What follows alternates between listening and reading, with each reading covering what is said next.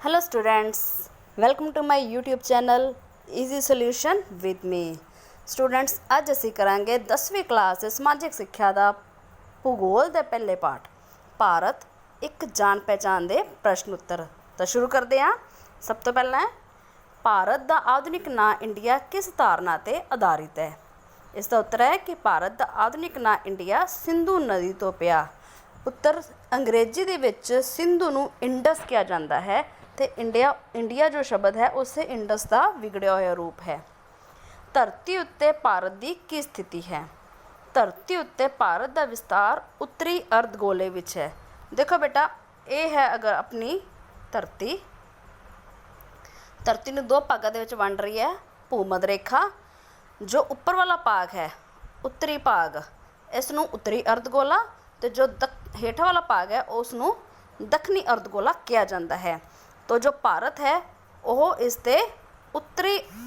इस जगह ते उत्तरी अर्धगोले दे विच स्थित है।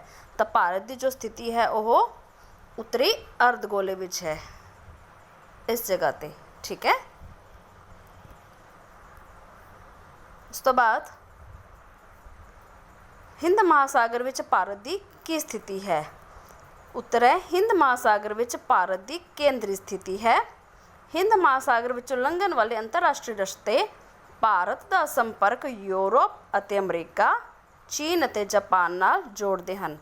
देखो बेटा, इस चीज़ में भी ये है भारत का विस्तार। भारत का तुहानूं मैं दस देवां कि जिवें ये है भारत, ठीक है, उसका दखनी इत्थे है हिंद महासागर। ठीक है। और इस जगह ते आ गया चीन, इधर आ गया जापान, इधर आ गया अफ्रीका और इधर आ गया अमेरिका। तो जो भारत की स्थिति है ये भारत का दखनी हिस्सा है जिथे कि हिंद महासागर है। ठीक है।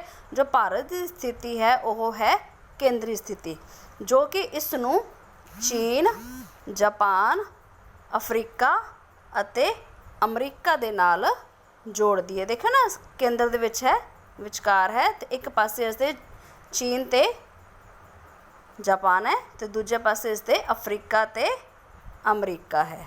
क्लीयर है। हिंद महासागर विच भारत की केंद्रीय स्थिति है। हिंद महासागर विचों लंघण वाले अंतरराष्ट्रीय रस्ते भारत का संपर्क यूरोप ते अमरीका। तो मैं यूरोप भी दस दिनी हाँ। यूरोप जो है ये भारत की केंद्रीय स्थिति है। इत्थे हो गया चीन, इत्थे हो गया जापान, अफ्रीका, अमरीका, ते इधर नाल ही चीन दे इस पासे नाल ही ये है यूरोप। ठीक है। तो जो भारत का हिंद महासागर है, भारत का नहीं है, मतलब सारे संसार दे हिंद महासागर जो है ये रस्ता है, ये अगर आपां जापान नूं जाना होवे, चाहे आपां अफ्रीका, यूरोप या फिर अमरीका नूं जाना होवे, तो आपां हिंद महासागर जिहड़ा अंतरराष्ट्रीय रस्ता उसनूं आपां वरत के आपां जा सकते हैं। क्लीयर है। तो भारत की जो स्थिति है वह केंद्रीय स्थिति है। भारत का क्षेत्रफल कितना है? भारत का क्षेत्रफल लगभग 32,87,263 वर्ग किलोमीटर है। अगला क्वेश्चन है भारत के उत्तरी, दक्षिणी और पूर्वी पश्चिमी सीमा बिंदुओं विचकार लंबाई कितनी है? देखो बेटा, भारत का जो नक्शा है उस भी देखना तुसी। इधर देखो, आ चीज़ ये है इसका उत्तर तो दक्षिण तक विस्तार, अते ये है उसका पूरब तो पश्चिम वाल विस्तार। ठीक है। भारत का उत्तर तो दक्षिण वाल जो विस्तार है वो 3214 किलोमीटर है। कितना है? 3214 किलोमीटर। तो पूरब तो पश्चिम वाल का विस्तार जो है वह 2933 किलोमीटर है। क्लीयर।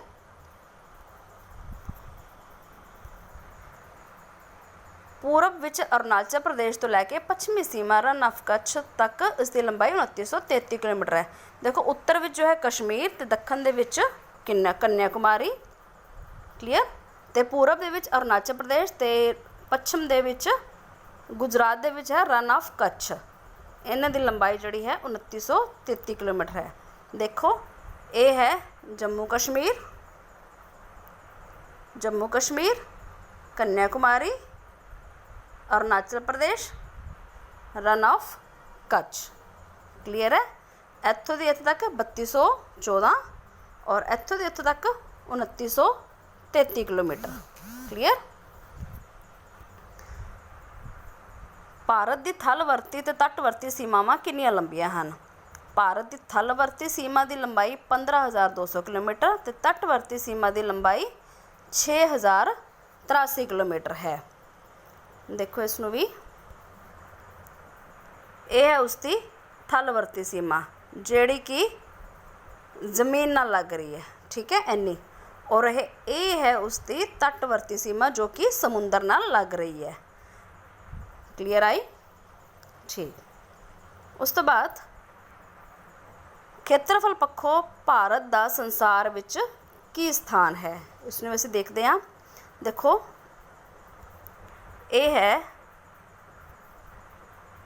कंट्रीज ते है उसका खेत्रफल। खेत्रफल पक्षों भारत का स्थान देखिएगा, नंबर 1 ते रशिया, 2 ते कैनेडा, नंबर 3 ते चाइना, नंबर 4 ते यूनाइटेड स्टेट्स जिसनों कि अमेरिका कहने आ, नंबर 5 ते ब्राजील, नंबर 6 ते आस्ट्रेलिया, तो इंडिया का नंबर आता है 7वां। ठीक है। तो खेत्रफल पक्षों संसार दे विच भारत का जो स्थान है वह 7वां है। क्लीयर। खेत्रफल पक्षों भारत का संसार विच 7वां स्थान है। प्रश्न नंबर 8, साडे अजोके पंजाब राज का जन्म कदों होया? अजोका पंजाब 1 नवंबर 1966 ईस्वी नूं होंद विच आया।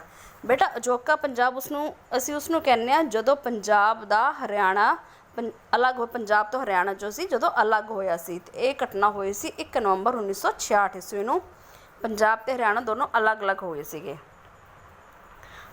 अज दे भारत दी भूगोलिक प्रबंध दी की वंड है? तो उत्तर है अज दे भारत में 28 राज और 9 केंद्र शासित प्रदेश हैं। पहले 29 राज सन ते 7 केंद्र शासित प्रदेश सन, लेकिन एक राज चों घटा के जम्मू कश्मीर वाला जिहड़ा राज है उसनूं घटा के उसके 2 केंद्र शासित प्रदेश बना दिते गए, लद्दाख और जम्मू कश्मीर। ठीक है। प्रश्न नंबर 10, भारत विच खेत्रफल ते जनसंख्या की दृष्टि तो सब तो वड्डे ते सब तो छोटे राज्यां दे नां लिखो। बेटा 2 चीज़ां ने, खेत्रफल ते जनसंख्या। सब तो पहला गल करांगे आपां खेत्रफल की। तो खेत्रफल मतलब साइज़ वाइज, एरिया वाइज किहड़ा राज वड्डा है? तो वह है राजस्थान, ते गोवा जो है वो सब तो छोटा राज है। एवं ही जनसंख्या, किस राज्य की जनसंख्या सब तो ज़्यादा है तो किस राज्य की जनसंख्या सब तो घट है? ज़्यादा जनसंख्या वाला राज है उत्तर प्रदेश, तो घट जनसंख्या वाला राज है सिक्किम। 3 अंक वाले प्रश्न, कि भारत एक उपमहाद्वीप है? बेटा उपमहाद्वीप वो होंदा है एक विशाल ते सुतंत्र इलाका होंदा है जिस दी सीमावां वक्खो वक्खरियां थल आकृतियां द्वारा बनाईयां जांदियां हन, जो कि इसनूं आस-पास के खेतरां तो वख करदियां हन।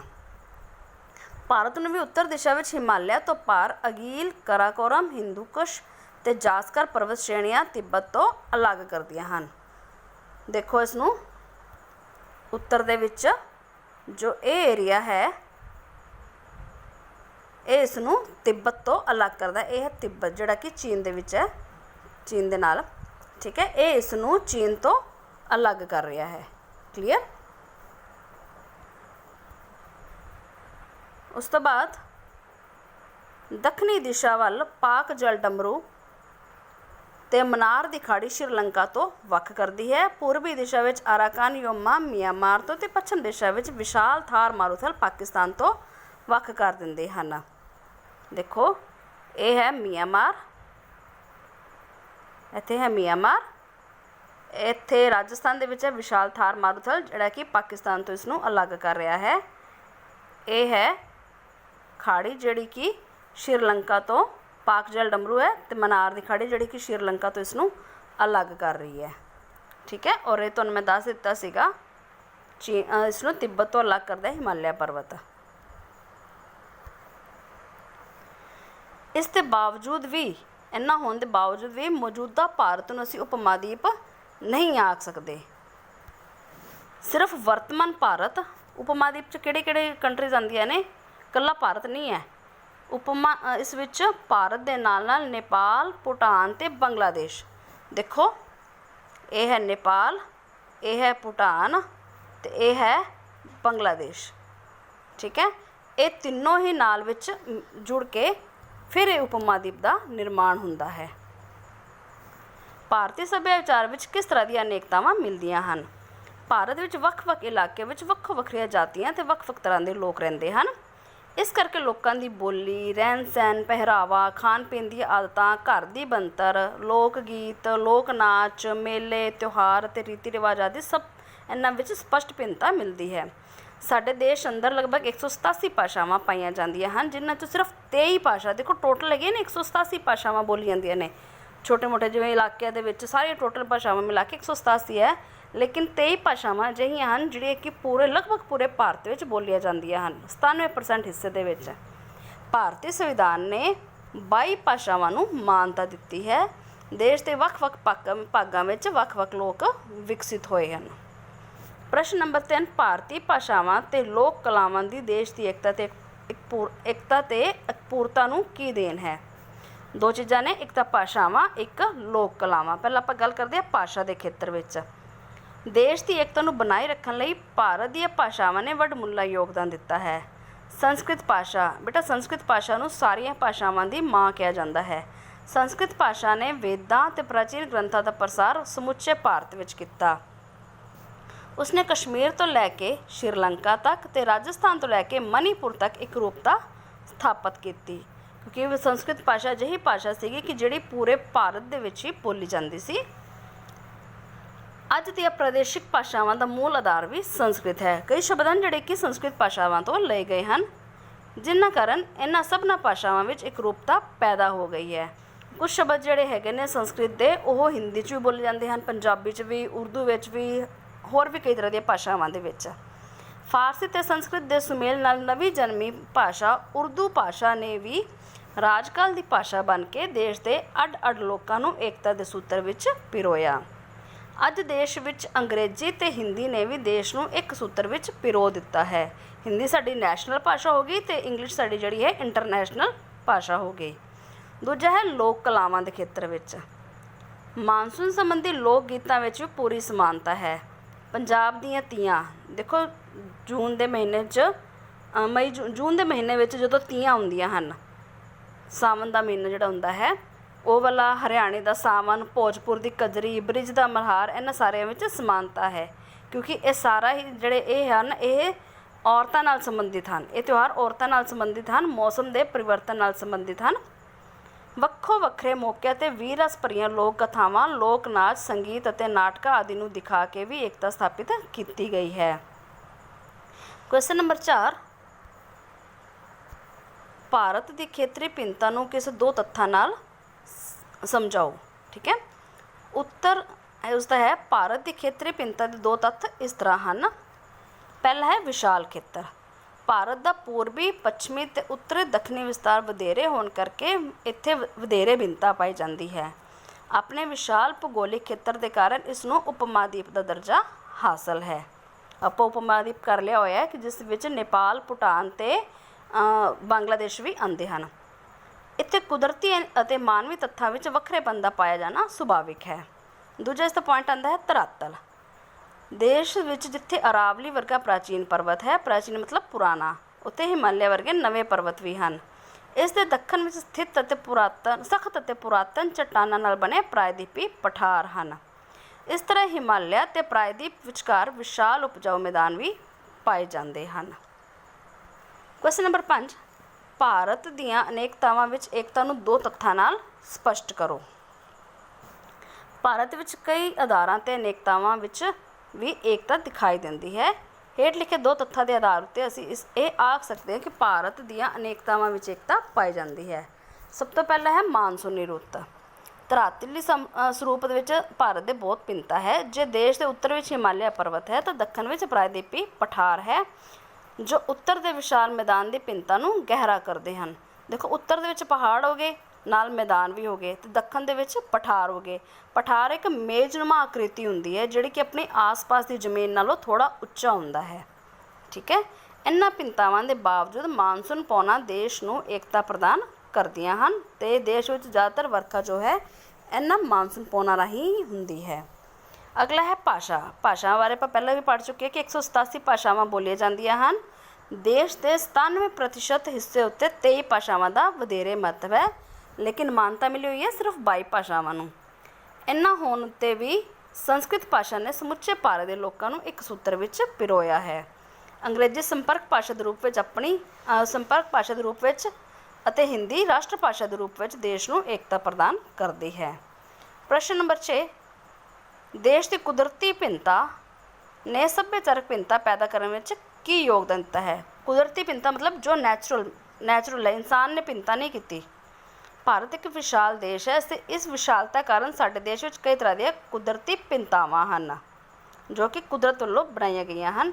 ਇੱਕ ਪਾਸੇ ਪਹਾੜੀ ਪ੍ਰਦੇਸ਼ ਹੈ ਅਤੇ ਦੂਜੇ ਪਾਸੇ ਮੈਦਾਨੀ ਖੇਤਰ ਹਨ। ਹਿਮਾਲਿਆ ਪਰਬਤ ਹੈ ਨਾ, ਜਿਵੇਂ ਪਹਾੜੀ ਪ੍ਰਦੇਸ਼ ਅਤੇ ਮੈਦਾਨੀ ਖੇਤਰ ਜਿਵੇਂ ਗੰਗਾ ਦੇ ਮੈਦਾਨ ਹਨ। ਇੱਕ ਪਾਸੇ ਅਣਉਪਜਾਊ ਰੇਗਿਸਤਾਨ ਹੈ ਜਿਵੇਂ ਕਿ ਰਾਜਸਥਾਨ ਦਾ ਥਾਰ ਮਾਰੂਥਲ, ਅਤੇ ਦੂਜੇ ਪਾਸੇ ਉਪਜਾਊ ਮੈਦਾਨ ਗੰਗਾ ਵਾਲੇ। ਇੱਕ ਪਾਸੇ ਸਖਤ ਚੱਟਾਨਾਂ ਵਾਲੇ ਪਠਾਰ ਇਲਾਕੇ ਹਨ ਜਿਹੜੇ ਕਿ ਦੱਖਣ ਵਿੱਚ ਹਨ, ਅਤੇ ਦੂਜੇ ਪਾਸੇ ਬਰਫ਼ ਨਾਲ ਢੱਕੀਆਂ ਪਹਾੜੀਆਂ। ਉੱਤਰ ਦੇ ਜੋ ਹਿਮਾਲਿਆ ਪਰਬਤ ਹੈ ਉਸਦੇ ਜੋ ਪਹਾੜੀਆਂ ਹਨ ਬਰਫ਼ ਨਾਲ ਢੱਕੀਆਂ ਹੋਈਆਂ ਹਨ। ਹੁਣ ਭਾਰਤ ਦਾ ਵਿਸਥਾਰ ਇੰਨਾ ਜ਼ਿਆਦਾ ਅਤੇ ਕੁਦਰਤੀ ਭਿੰਨਤਾਵਾਂ ਸੁਭਾਵਿਕ ਹੈ ਇਹਨਾਂ ਦੀਆਂ। ਇਹਨਾਂ ਸਭਨਾਂ ਦਾ ਮਨੁੱਖੀ ਸੋਚ ਅਤੇ ਉਸਦੇ ਰਹਿਣ ਸਹਿਣ ਉੱਤੇ ਗਹਿਰਾ ਪ੍ਰਭਾਵ ਪੈਂਦਾ ਹੈ। ਉਹਨਾਂ ਵਿੱਚ ਸੱਭਿਆਚਾਰਕ ਭਿੰਨਤਾ ਪੈਦਾ ਹੁੰਦੀ ਹੈ।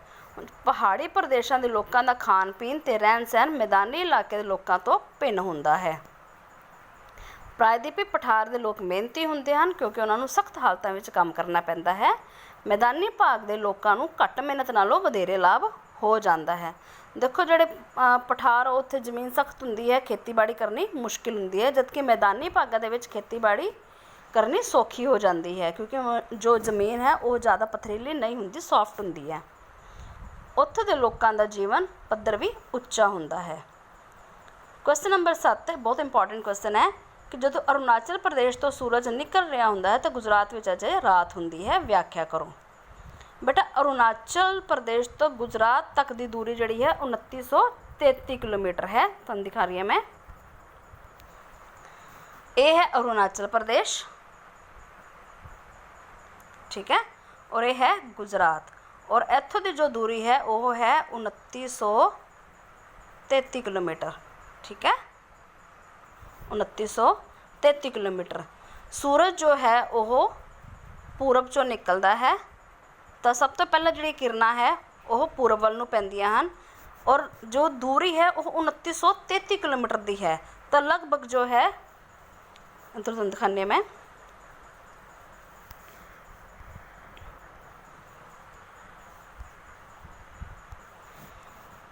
ਗੁਜਰਾਤ ਤੱਕ ਦੀ ਦੂਰੀ 2933 ਕਿਲੋਮੀਟਰ ਹੈ। ਇਸ ਤਰ੍ਹਾਂ ਦੋਹਾਂ ਦੇ ਵਿੱਚ 29 ਡਿਗਰੀ 12 ਮਿੰਟ ਦਾ ਦਿਸ਼ਾਂਤਰੀ ਫਰਕ ਹੈ।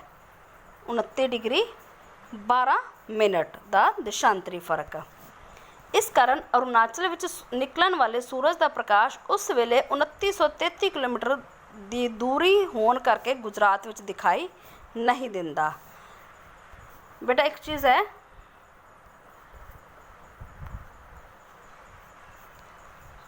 ਇਹ ਹੈ 2933 ਕਿਲੋਮੀਟਰ ਦੀ ਦੂਰੀ, ਠੀਕ ਹੈ। ਔਰ ਜਦੋਂ ਸੂਰਜ ਨਿਕਲਦਾ ਹੈ ਤਾਂ ਹਰੇਕ 1 ਡਿਗਰੀ ਜੋ ਹੈ ਉਹ 4 ਮਿੰਟ ਦਾ ਸਮਾਂ ਲੈਂਦੀ ਹੈ। 1 ਡਿਗਰੀ 4 ਮਿੰਟ ਦਾ ਸਮਾਂ ਲੈਂਦੀ ਹੈ। ਕਲੀਅਰ ਹੈ? 1 degree equal to 4 minute, 4 minute. Clear? ਅਤੇ ਉਸ ਹਿਸਾਬ ਨਾਲ ਜੋ ਕਿ ਭਾਰਤ ਦਾ ਵਿਸਥਾਰ ਹੈ ਉਹ ਉਸ ਜੋ ਦਿਸ਼ਾਂਤਰੀ ਫਰਕ ਹੈ 29 ਡਿਗਰੀ 12 ਮਿੰਟ। ਤਾਂ 29 ਡਿਗਰੀ 12 ਮਿੰਟ ਨੂੰ ਅਸੀਂ ਦੇਖੋ 29 ਡਿਗਰੀ 12 ਮਿੰਟ, ਤਾਂ 1 ਡਿਗਰੀ ਮਤਲਬ 4 ਮਿੰਟ। ਤਾਂ 29 ਡਿਗਰੀ ਨੂੰ ਅਗਰ ਆਪਾਂ 4 ਨਾਲ ਗੁਣਾ ਕਰਾਂਗੇ ਤਾਂ ਜੋ ਆਏਗਾ ਉਸ ਵਿੱਚ 12 ਐਡ ਕਰਾਂਗੇ ਤਾਂ ਦੇਖੋ